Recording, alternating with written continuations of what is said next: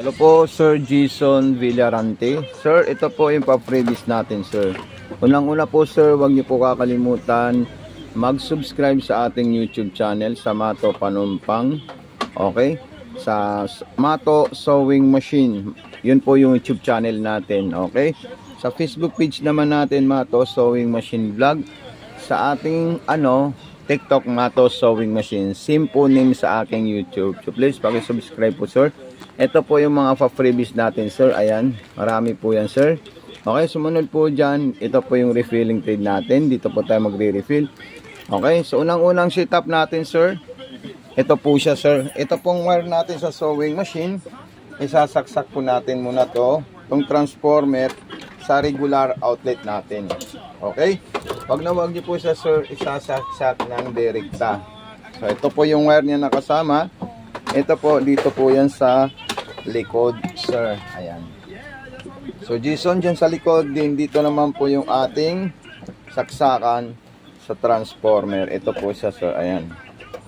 So, magkakaroon na po yan ng ilaw, sir. Ayan. Okay. Din sunod naman natin dyan, sir. Tayo naman ay maglalagay ng sinulid sa itaas. Okay. So, ito po yung refilling trade natin. Ilalagay po natin dyan yan, sir.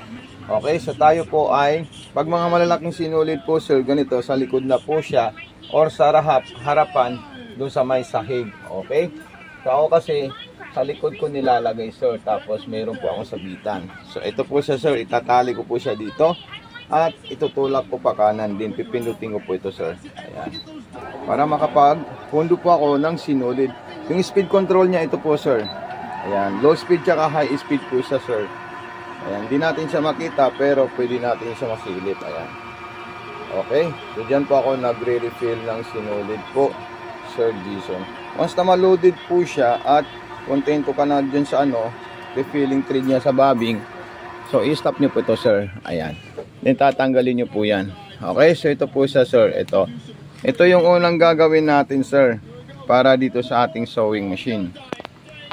Okay, so unang gagawin natin, ilalagay natin dito at mayroon po tayong makikitang itikita po dyan, sir. Ayan po siya, indicator, ibig sabihin itikita. Then isasabit daw natin papunta sa kaliwa. Ayan, ganyan lang po siya, sir, kadaling gamitin itong sewing machine natin. At tayo ay maglalagay ng sinulid dito sa likod. Okay, so ito pa yung isa. Dalawa po yung stopper niya sa ating sewing machine. So itong maliit, ilalagay ko lang po dito sa ating freebies. Tapos itong malaki, ilalagay ko doon pag ako naglagay ng sinulid po, sir. Okay? So tingnan nyo lang po sa, sir, kung paano po, kasi mayroon po tayong trading system. At kailangan po itong pressure foot natin nakaangat or nakataas po siya, sir. Huwag po siya nakababa. Para pag nakababa kasi ito, hindi maipit dito yung sinulid natin. So dapat iangat natin yan, sir. Okay? So ito na po siya, sir. Maglalagay na po ako ng sinulid. Okay, Sir Jason, so ito po yung ating sinulid, sir. Ilalagay ko na po dito at isasarado ko po siya. Ayan. Then pag naisarado ko po yan, kukunin ko po yung ulo ng sinulid natin. Ito po siya, sir. Then isasabit ko po sa step 1. Meron po siyang step 1 sa likod, sir. Then dito, kailangan po maipit dito, sir. Dito sa pinakagitna nito. Then pataas po siya kasi may step 3. Then isasabit natin dito. May makikita po tayong napakaliit na metal hinge dyan. Once na nakababa, so itataas yun lang pong ganito, sir. Ayan. Okay. Okay, remember po, sir, wag po kayo ikot ng papunta doon dahil hindi po siya bababa at hindi rin po siya aangat. So dapat po always baba po natin dito po siya, sir. Ayan. Okay. So naiintindihan po natin yan, Sir Jason. Then diretso po dito at dito. Di pagkatapos po, papasok natin sa butas ng karayom. So ang stitches nito, sir, is may 0 at saka may 1. Yung 0, masinsin po siya para sa mga maninipis. Yung 1 para po sa mga tela like maong at iba pang tela like cotton. Basta yung 0 po, sir, is pang manipis lang po yan. Then para makain niya po yung sinulid, ibababa po natin ito, sir. Ayan, pagbaba po natin dyan, nakikita natin magsasama yung dalawang sinulid bago po natin ito hilain. Ayan. So ayun po silang dalawa, lumabas na po sila. So okay, so ito na po siya, sir. Gaganin natin at ilalagay natin ito, Sir Jason. Okay, Then sunod natin dyan, isasara natin ito. Pag naisara natin yan, ilalagay natin yung tela natin. Ayan. So ito po sir, ayan. Okay, so ilalagay ko po siya sa 01 or number 1 para pangmaong po siya. So ayan po siya sir, ayan. Okay, yung lock naman po niya, yung reverse naman po niya, ilulong press po natin ito. Ayan. Para umatras po siya sir. Ayan. Ganyan po siya kadaling gamitin. Okay, din sunod po naman natin dyan is kung magsisigsag po tayo. Ito, tension po ito sir. Anong ibig sabihin ng tension?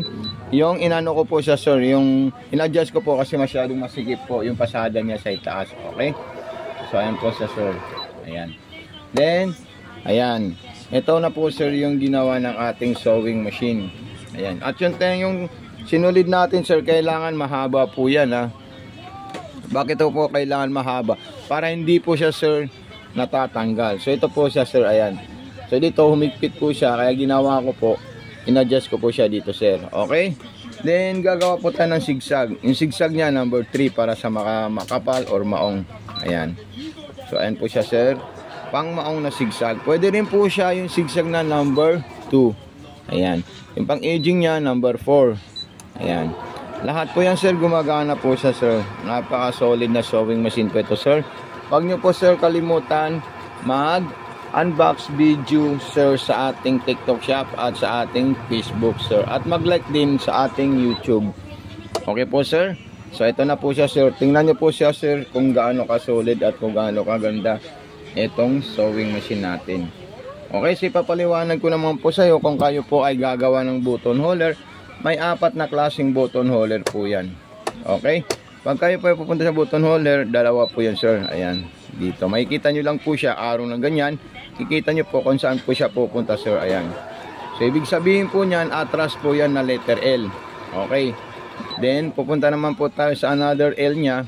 Yung parang 7 nasa itasang style. So abante naman po siya sir. Ayan. Okay?